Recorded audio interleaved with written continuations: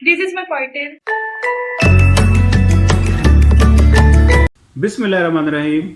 Coefficient of determination, इससे last video में मैंने आपको बताया कोफिशिएंट ऑफ कोरिलेशन क्या है, जिसमें दो वैल्यूज के दरमियान रिलेशनशिप को चेक किया जाता है। उसके बाद कोफिशिएंट ऑफ डिटर्मिनेशन क्या चीज़ है, ये ओवरऑल वेरिएशन है आपकी। ओवरऑल मॉडल ने कितने परसेंट वेरिएशन को एक्सप्लेन किया, तो ये बताएगा आपका कोफिशिएंट ऑफ डिटर्मिनेशन। सिंपल क्या करना है, आपने जो कोफिशिएंट ऑफ कोरिलेशन निकाला होगा उसका स्क्वायर ले लेना है। स्क्वायर लेंगे तो वो आ जाएगी आपकी ओवरऑल वेरिएशन। ठीक होगा जी।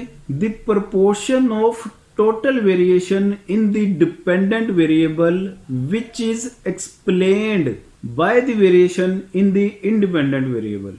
तो इसका फार्मूला भी सिंपल सा ही है, ये आपको स्क्रीन पे नजर आ रहा होगा। इस फार्मूले में वैल्यूज वगैरह पुट करके आप कोफिशिएंट ऑफ डिटर्मिनेशन आप बता सकते हैं। कोफिशिएंट ऑफ डिटर्मिनेशन एक ओवरऑल एस्टिमेट है कि ओवरऑल ये मॉडल कितने परसेंट वेरिएशन एक्सप्लेन करता है। फॉर एग्जांपल इसका आंसर आ गया 57.6, 0.576। तो इसका मतलब आपका मॉडल 57.6% वेरिएशन एक्सप्लेन करता है।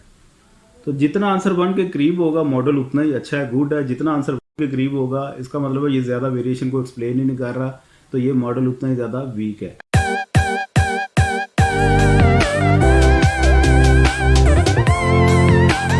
उम्मीद है ये कॉन्सेप्ट आपको समझ में लग गया होगा। पाकिस्तान जिंदाबाद।